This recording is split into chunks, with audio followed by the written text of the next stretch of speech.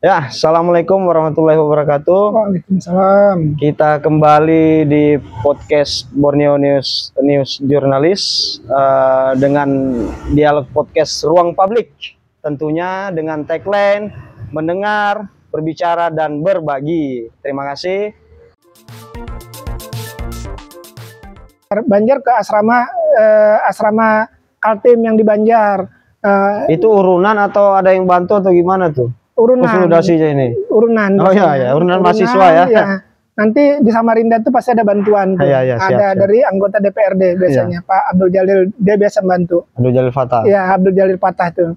Nah, itu pas di Samarinda tuh kami cari itu namanya Moses. Moses itu aktivis Visipol Unmul. Kayak enggak asing ini Bang Moses ini. Ya, anak nunukan juga. Iya, Bang Moses dah. Ya, makanya asing. Nah, itu ketemu dia menemani diskusi di asrama Bulungan, diskusi di tempat komunitas nunukan gitu. Sampailah nanti di DPRD. Iya. Terus kalau Nikoruru itu dalam bentuk koresponden. Jadi dia kan wartawan juga, selain mahasiswa dia wartawan tuh. Koresponden, dan memang saya sudah kenal melalui itulah tadi koresponden itu keberadaan dia. Berarti sejarah jurnalisnya Bang Nikoruru panjang juga ya, jadi dari mahasiswa udah mulai. Itu yang menarik itu. Nah itu kilas balik ya. Artinya tadi kembali ke awal tadi kita Bang Didi.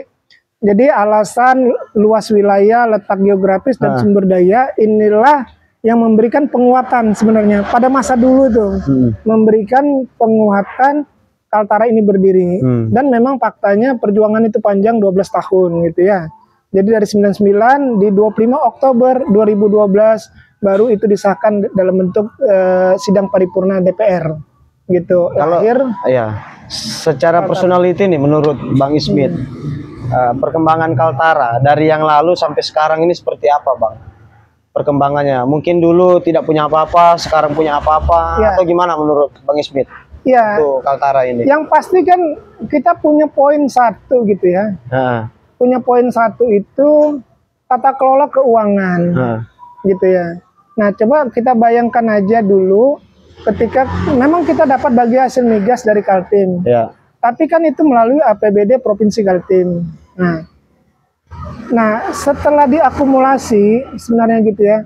Sebenarnya dengan satu provinsi, 5 kabupaten kota itu secara signifikan keuangan itu besar. Iya. Itu. Kenapa?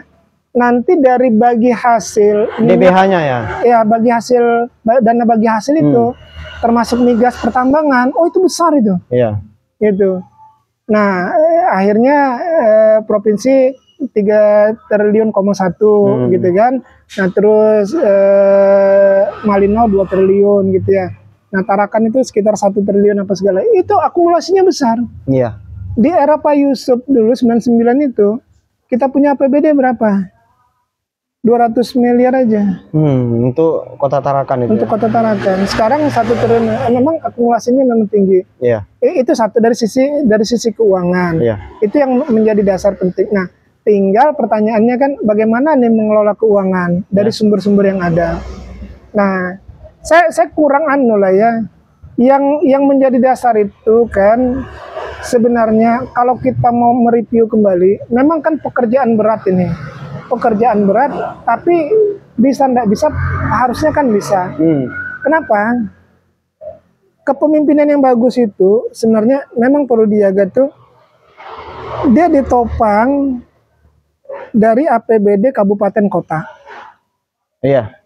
Terus ditopang dari APBD provinsi. Seorang gubernur ajak dong kerja sama kabupaten kota nih. Mana yang dibangun provinsi, mana yang dibangun kabupaten atau kota. Kita share pekerjaannya, kita share juga uangnya gitu ya kan. Berbagi nih. Artinya kan kalau kasarnya saya itulah, kalau hitungan-hitungannya kan gubernur itu kan cuma separuh aja membangun. Misalkan pemerintahan provinsi gitu kan. Nah, kabupaten kota sharing. Itu satu. Terus kedua, yang paling mendasar itu satu, memang setiap daerah itu punya hak masuk di PSN, Program Strategis Nasional, ya, PSN. apapun itu. Nah, termasuk Sitigas yang ada di Tarakan itu dimulai dari era Pak Yusuf itu, sehingga jadi program nasional. Iya. Ketika jadi program nasional itu dalam bentuk hibah dari pusat ke daerah. Gitu. Kalau sudah hibah dari APBN aman sudah nih kan, Iya. APBD provinsi, APBD kabupaten kota, Nggak ganggu APBD. nggak ganggu gitu, kan? Ya. Nah, oke, itu kan sebenarnya strategi. Nah, terus kedua, selain tadi dalam bentuk program PSN, ada hibah-hibah yang di luar PSN Ya. dari kementerian yang bisa dikelola. Oke lah, di era Jokowi nawacitanya membangun perbatasan, tapi kan perlu dievaluasi. Kita sampai hari ini juga kan klien itu tetap jadi masalah di infrastruktur jalannya. Gitu. Apa sih masalahnya itu? Gitu. Nah, itu yang perlu diurai lagi kembali supaya kontribusinya itu semakin nyata gitu. Nah, itu penting gitu. Terus ada lagi beberapa gagasan tentang gini kan, sumber daya manusia itu. Oke.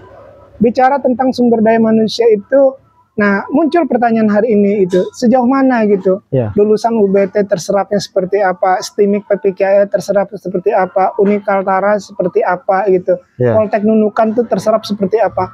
Itu sebenarnya menjadi bahan diskursus, karena sumber daya manusia itu belum lagi yang di luar Kaltara. Nah itu. Terus ketiga, yang terjadi di kita, padahal salah satu ujung tombak karena faktor letak geografis itu adalah sektor laut dan perikanan. Nah, sektor laut dan perikanan itu, kenapa harga udang itu misalkan murah, Mas? Akhirnya kenanya ke petambak gitu. Oke, ini karena faktor dunia, misalkan kayak gitu kan. Tapi kenapa itu jalannya lambat betul gitu? Padahal kita ini sebenarnya salah satu pemasok terbesar gitu dari sisi perikanan. Iya Bang, masuk Ekspor. sedikit Bang, terkait masalah harga udang, kemudian persoalan rumput laut.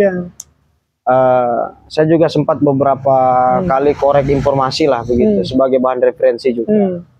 Dan itu memang persoalan harga itu bukan menjadi ketentuan pemerintah sebenarnya.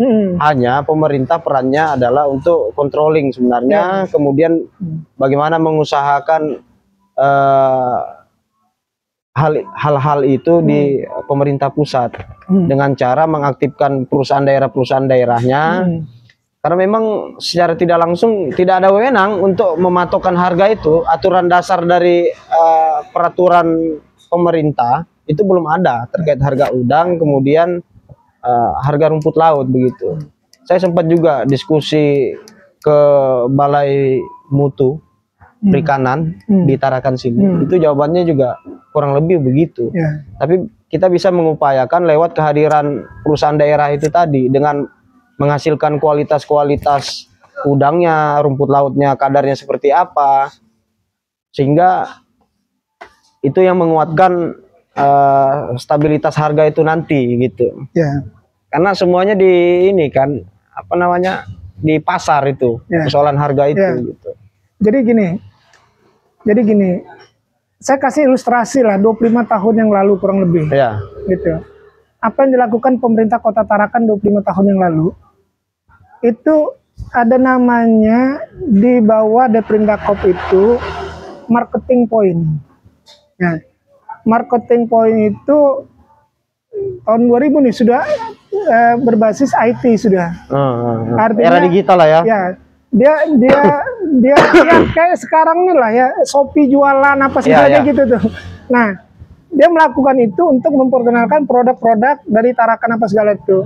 Dan setelah ada marketing point itu, ekspor UKM lokal itu pernah terjadi gitu. Itu pertama, itu satu. Nah, terus kedua, marketing point itu bukan hanya sebatas untuk mengakses itu tadi itu ya dari sisi UKM, tapi dia bisa mengakses regulasi. Apa regulasi? Harga udang dunia itu sekian sekarang, publikasikan gitu. Kalau di Jepang harganya sekian, kalau di Cina harganya sekian gitu, begitu ya. Itu dia publikasikan sehingga masyarakat petambak khususnya tuh tahu gitu, bahwa nilainya tuh segini gitu. Kira-kira kalau dia turun harga itu gitu kan, harga jual mereka gitu kan, palingan sekian itu sudah ada patokan. Nah, kenapa bisa sampai kayak gitu ya? Jadi kembali, saya itu pernah diajak pengusaha tambak, bukan cold storage, cold storage tapinya itu almarhum Haji Muhyiddin. Saya dibawa tuh ke Beringin tuh, di kantornya dia, di Beringin tuh, kantor yang kayu tuh, ke apa kondisi Beringin ya pada saat dulu tuh kan, yang biasa-biasa aja. Ketika masuk di dalam kantornya itu ada personal komputer masih tabung dulu. Sudah ada. Komputer tabung. Tapi apa di dalam komputer itu? Fluktuasi saham, harga udang dunia. Jadi dia lihat Jepang. Oh, Jepang ini. Itu nanti jadi patokan harga kita gitu ya? Bukan jadi patokan. Dia ini kan sebagai cold storage dia. Dia lihat harga itu. Oh, harga Jepang sekian. Ekspornya gitu. Hari itu dia telepon langsung. Segini ya harga udangnya. Ya, oke. Dari sana bilang, dari Jepang bilang, kau siapkan berapa ton? Sekian ton. Oke, sudah transaksi, deal. Oke, sepakat itu. Setelah itu dia umumkan. Misalkan gini, cold storage yang lain jual 200.000. Supply demand-nya ini ya. Dia jual 200.000. Tapi ketika dia tahu harga udang itu gitu, dia naikkan menjadi 5.000 lah, 205.000 rupiah. Masuk semua ke dia tuh. 5.000 per kilogram, kalikan aja berapa petambak itu setiap kali dia panen. Sudah pasti dia berpikir ke situ. Nah, akhirnya dia bisa menguasai itu. Dia bisa melakukan regulasi harga itu. Akhirnya cold storage yang lain naikkan dia juga jadi 205.000. Nyesuaikan itu tadi patokannya ya. Iya. Nah, itu bisa dilakukan swasta. Pemerintah sebagai regulasi di mana dia posisinya itu dulu. Itu masalah stabilitas harga tuh. Itu pertama, jadi catatan. Gitu ya. Nah, kedua, tadi yang disampaikan Bang Didi, ya, artinya terkait dengan kualitas mutu gitu. Ya, rumput laut lah terutama. Oke, rumput laut. Nah, sekarang apa solusi yang harus bisa diberikan pemerintah gitu kan? Bukan bertanya ke masyarakat itu ya. Nah, masyarakat ini tinggal mengikuti gitu kan. Dia harus menerima itu, benefit, keuntungan dari apa yang pemerintah. Karena mereka lah sebagai pelayan. Mereka lah yang itu terkait dengan mutu kualitas. Tapi kembali lagi, tetap itu sesungguhnya peran pemerintah sebagai regulator itu sudah pasti ada, gitu. Oke, harga pasar sekian, memang betul gitu. Tapi kan tidak merugikan petani, tidak merugikan petambak, tidak merugikan nelayan, gitu ya kan? Karena memang dia tahu itu harga dunia misalkan, itu harga ekspor. Nah, dengan akumulasi sekian-sekian penurunannya dari harga ekspor tersebut. Kalau itu terjadi kan, yang sejahtera siapa? Semua sejahtera. Dari nelayannya sampai ke cold storage-nya. Pemerintahnya berjalan baik, petaninya juga pendapatannya restribusi pajak. Jadi makin karena regulasinya sudah jelas. Oh, cold storage sekian ton dia berangkatkan barangnya. Berapa restribusi untuk daerah? Jelas itu semua. Jadi tantangan Kaltara ke depan ini seperti apa ini, Bang Ismit? Ya. Tantangannya untuk kita nih di Kalimantan Utara, bumi Benuanta. Hari ini sebenarnya yang menjadi dasar. Sebenarnya ini stereotip yang tercipta. Yang umum aja lah, Bang. Ya, ini stereotip yang tercipta karena iklim politik kehidupan berbangsa ini sudah terdegradasi. Itu masalah mendasar. Apa yang terdegradasi secara nasional itu korupsi merajalela. Pejabat tidak punya rasa malu lagi, gitu ya kan? Nah, terus kedua hanya untuk kepentingan diri sendiri gitu. Orang yang hebat-hebat disingkirkan seperti Bu Susi itu dibuang gitu. Belum lagi tokoh-tokoh yang lain gitu yang hebat-hebat itu dibuang semua tuh. Nah, jadi bobroknya itu sudah mendarah daging dari nasional sehingga turun ke daerah. Itu permasalahannya. Berarti kompleksitas politik di nasional berpengaruh terhadap daerah begitu. Itu tantangan moral sehingga pejabat itu tidak punya malu lagi sudah gitu loh. seolah-olah ketika dia bisa membagikan sembako gitu kan, bisa dengan pasar murah itu sudah selesai urusan itu. Dengan gunting pita sudah selesai urusan itu.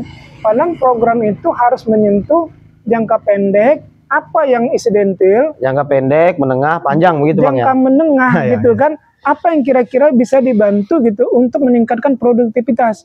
Jangka panjang sudah pasti kita inginkan masyarakat itu berhasil dan sejahtera. Kalau usaha pasti berhasil. Kalau kesejahteraan menyangkut hajat hidup masyarakat banyak gitu. Nah, artinya kan harus ditopang nih. Kau secara insidental sudah oke, kau bantu. Itu jangka pendek. Tapi untuk menopang dia supaya dia tetap survive, bagaimana kau kelola di jangka menengah itu? Ya kan? Setelah jangka menengah itu kau harus berpikir di jangka panjangnya. Apa yang menjadi dasar itu? Jangka panjang yang betul-betul menjadi dasar itu. Misalkan gini, Tarakan itu visinya kota jasa, misalkan kayak gitu. Bagaimana pertumbuhan jasa untuk jangka panjang itu? Kalau Surabaya sudah jelas, wilayah utara itu industri, wilayah timur itu wilayah pendidikan, itu sudah dibagi-bagi ya. Itu dibagi. Nanti di barat itu dibangun pusat pertokoan perbelanjaan itu, mall apa segala itu, itu sudah dibangun. Nah, kenapa itu penting dibangun itu? Supaya ada arus itu. Marketnya Tarakan itu sudah ada sebenarnya. Makanya Borneo itu kenapa di Pantai Amal. Kenapa PRI sekarang berdiri di utara itu? Juwata ya. Di sana itu harusnya gudang, harus pergudangan, industri, apa segala itu harusnya di sana semua tuh. Betul. Artinya skema itu sudah jalan lah ya, step by step ya. Nah, itu. Nah, dan visi jangka panjang, visi jasa itu gitu ya kan. Satu, ada bukan intervensi gitu ya, ada keberpihakan pemerintah kabupaten, kota, provinsi terhadap Borneo, terhadap Stimik gitu. Karena terhadap STY. Karena apa? Memang bukan kewenangan mereka gitu ya kan. Perguruan tinggi kewenangan negara gitu kan, kementerian. Tapi ada keberpihakan itu gitu, supaya apa? Satu, jangka panjang, pendidikan jangka panjang itu sumber daya yang betul-betul bisa sesuai dengan kebutuhan. Yang tahu kebutuhan juga secara real itu siapa? Kepala daerah. Aku mau bangun Tarakan kota jasa, berarti sumber daya yang seperti apa nih aku siapkan? Gitu. Nah, itu tadi keberpihakan terhadap dunia pendidikan itu sangat penting. Apapun tingkatannya itu, karena itu persiapan untuk peningkatan dan persaingan SDM kita. Ya, begitu ya. Betul. Khususnya kesiapan dalam hal tenaga kerja lokal. Itu gitu lagi nanti kan, keterkaitan gitu kan. Siap. Nah, mana kontribusi kota, mana kontribusi provinsi, mana kontribusi negara pada jenjang pendidikan. Nggak bisa kita bedakan swasta sama negeri. Semua itu harus kita samaratakan dalam konteks asas keadilan itu untuk menopang jasa pendidikan kota Tarakan ini, khususnya di perguruan tinggi ya. Belum lagi kesehatan. Itu sebagai kesehatan itu jasa kesehatan. Tarakan jadi rujukan. Oke lah, bypass sudah di sini ada gitu kan, untuk serangan jantung apa sih? Sudah ada ring pemasangan. Nah, itu harus terus gitu kan. Supaya apa? Supaya orang tidak lari ke Surabaya, supaya tidak lari ke Kuala Lumpur. Dan secara tidak langsung hadirnya pemerintah provinsi saat ini, baik yang perjuangan Bang Ismit dan kawan-kawan yang lalu itu, step by step sudah berjalan. Nah, dari sektor kesehatan tadi, rumah sakit Yusuf SK ini menjadi rujukan rumah sakit di Kalimantan Utara, khususnya untuk persoalan jantung tadi itu sudah ada penanganannya jauh lebih baik. Khususnya pemasangan ring tadi ya. Nah, mungkin kalau dari sektor infrastruktur perbatasan, khususnya wilayah Krayan, ini yang memang masih dalam tahap perjuangan yang harus lebih ekstra lagi. Nah, kemarin juga tidak sengaja saya melihat pemerintah Provinsi Kaltara itu juga melakukan komunikasi intens ke BNPB. Sehingga nanti mungkin akan ada kucuran bantuan untuk membangun perbatasan, khususnya wilayah-wilayah spot-spot perbatasan Pokayan, Krayan dan lain sebagainya itu tadi. Dalam hal ini pemerintah provinsi sudah berupaya begitu, Bang. Ya, tapi ada tetap masukan, Ya. Bang Didi ya. Kemarin itu saya terlibat dengan tim itu memang ada Ya. salah satu hal mendasar itu karena luas wilayah, letak geografis, infrastruktur yang belum mendukung secara penuh, Ya. gitu kan. Jadi ada gagasan dalam penelitian hibah dari Bapeda ke Borneo kemarin itu terkait dengan misalkan kita mendirikan salah satu wadah UPT lah, sejenis unit pelaksana tugas gitu ya, UPT. Oke, kalau infrastruktur berarti harus ada PU di situ. UPT PU-nya yang sudah dilengkapi dengan peralatan lengkap gitu, supaya kejadian-kejadian dari sisi perawatan jalan, dari sisi ada bencana kecil yang cepat diantisipasi tuh. Nah, itu juga harus tuh. Jadi tidak akan mungkin pemerintah Kaltara itu mempush dari Tanjung Selor ke Krayan. Dari sisi waktu. Itu satu. Terus mobilitas peralatan. Terus ketiga mobilitas sumber dayanya. Misalkan orang-orangnya, pekerja. Itu rasanya tidak logis itu. Makanya sering kejadian itu masih beberapa pembangunan khususnya dari program Nawacita itu juga gitu ya, yang akhirnya jadi hambatan misalkan ada kerusakan bencana karena faktor bencana alam, misal banjir, hujan, apa segala kayak gitu. Hasil kerjasama Bapeda Litbang Kaltara dan UBT kemarin itu khususnya di Krayan, UPT itu seperti apa, Bang? Ya, kalau untuk infrastruktur kan UPT, UPT PU ya. Nah, itu kan di bawah PU Provinsi Kaltim, dia mendirikan UPT. Di situ itu dilengkapi dengan peralatan beratnya sudah, gitu ya kan. Peralatan berat untuk infrastruktur jalan, itu satu. Terus kedua, ada hal yang menarik itu. Yang menarik itu harga bahan, ya kan? Bahan. Nah, dengan mobilitas itu kan mengurangi nilai bahan itu. Jadi ada stok gudang di sana. Gitu. Nah, stok gudang inilah yang digunakan untuk pemeliharaan, untuk mengantisipasi kalau ada bencana apa segala itu langsung kerja tuh. Jadi nggak perlu nunggu lagi dari Tanjung gitu. Nah, itu kan masalah tuh. Itu hasil penelitian kemarin ya. Misalkan gini lah, di jalan itu. Oke, jalannya sudah diaspal. Ternyata ada bolong gitu. Kalau bolong itu tidak mungkin kan dilakukan di Tanjung itu. Ya, itu kan pekerjaan harian, rutinitas dalam operasional itu. Perawatan jalan lah ya. Perawatan jalan. Tunggu parah betul, baru diperbaiki gitu. Nah, kalau parah masih juga belum dianu, bencana lagi datang, tambah lagi tuh. Memang kompleks ya. Akhirnya putus jadinya kan. Kayak kemarin berapa jalan itu putus. Karena kalau saya itu satu aja, kita lihat dulu dari sisi perawatannya. Pemeliharaannya itu seperti apa?